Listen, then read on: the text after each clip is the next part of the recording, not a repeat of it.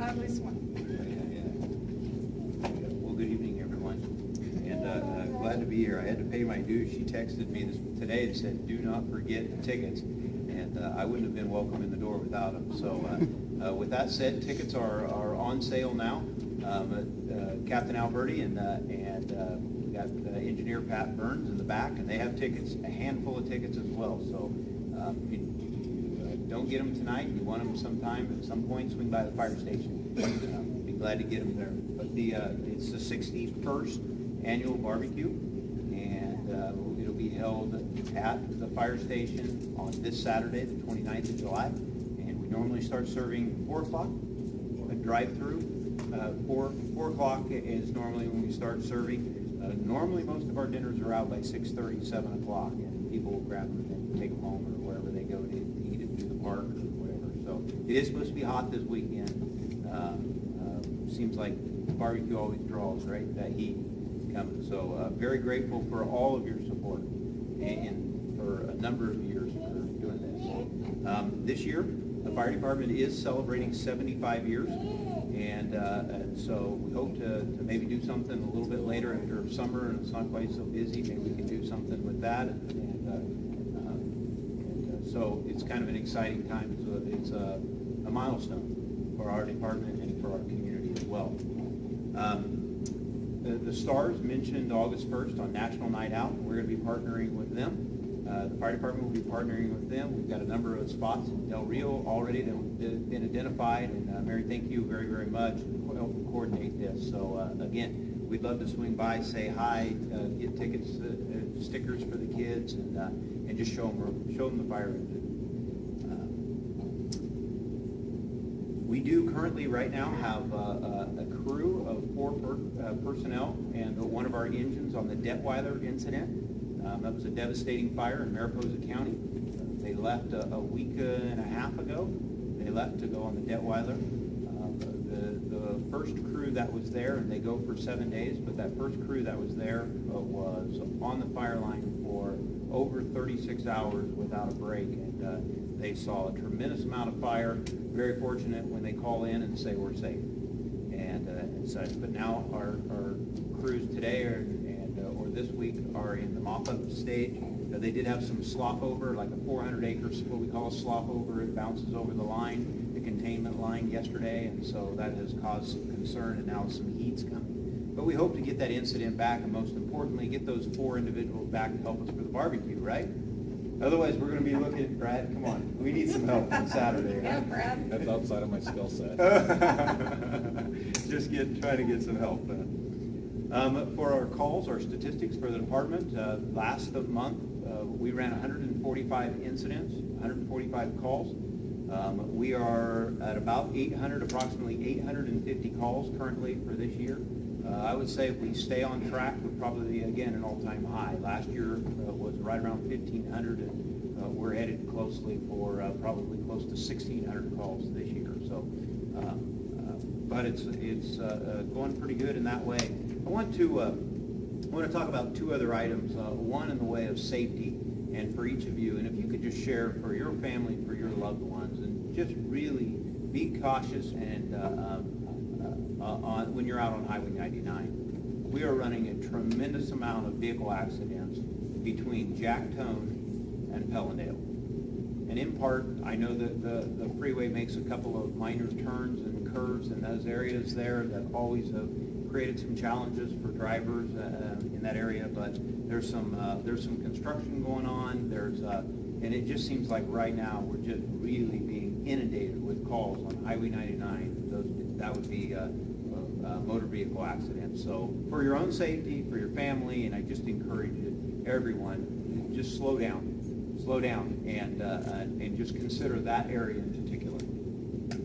And I want to close with just some real thanks on the Broadway fire that occurred. That was the grocery store on Broadway that burned and last week. We had a tremendous amount of help from the community. We had a lot of our firefighters show up. We had assistance from our neighboring agencies. I've had questions about why do they need to come in, and it's called mutual aid. It's the same reason why we're on the Detweiler. When an incident exceeds the local agency's capacity, then you call in what you call mutual aid, and you bring it in until you can mitigate or you can stabilize the incident. And so that's what we did. The crew behind you here tonight was the crew on duty. When they raised the door at about 5:30, 5:45, they saw flames from the fire station at that point. Captain Alberti did a fabulous job immediately calling for help, upgrading it to what we refer to as a second alarm. That indicates to all of our folks to start this way, we need the help, and call for other help. We arrived at scene in what we do refer to as a well-involved or fully involved building. It was in the construction stage, still in the stud stage, and just for a little bit of fire behavior and things that we look at.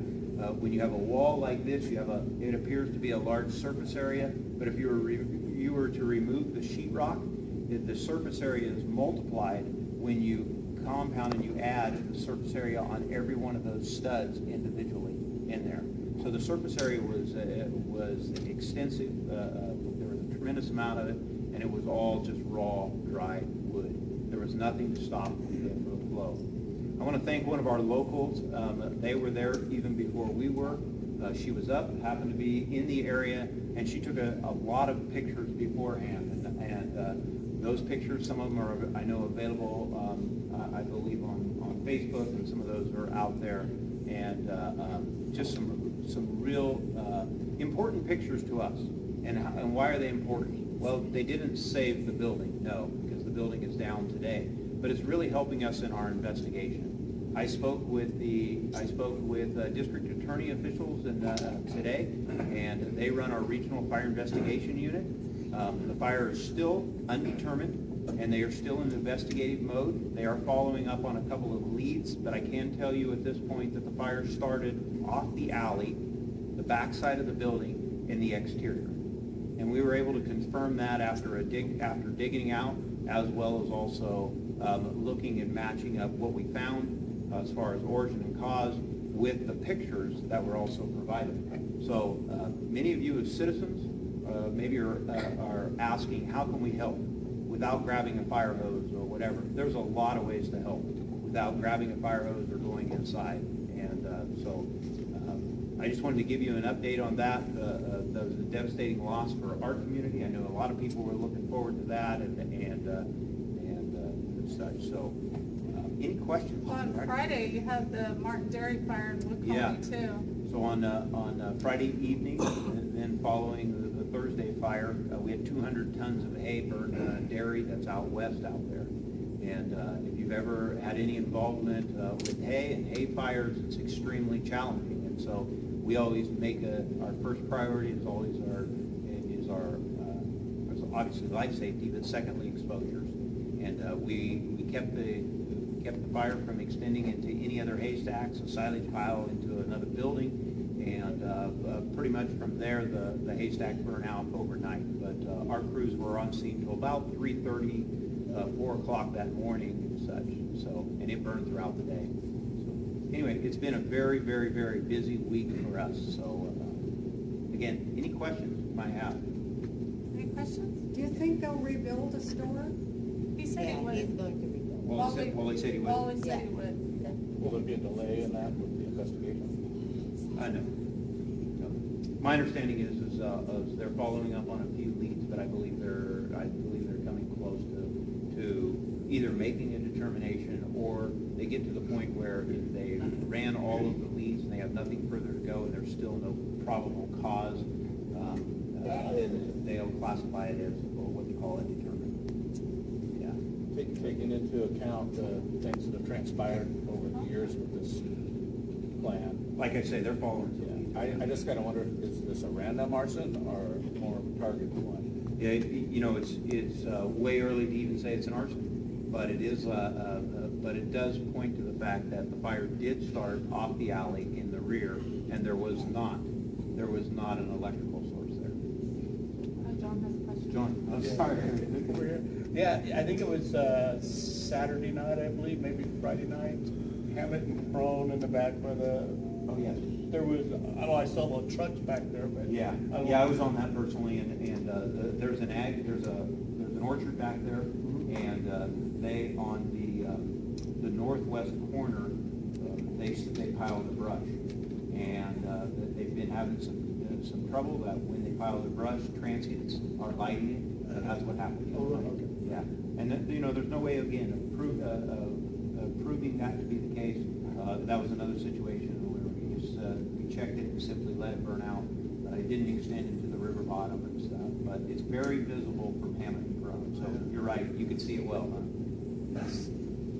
Is there any thought of getting the alley cleaned up and paved to prevent any kind of a fire or access? to What the alley building? particularly, or I'll get with you here, and you just tell me the alley and, Behind The alley in store. particular, or the fire, behind the store. yes. We'll check into that. We'll check into that, and certainly we can have a conversation with the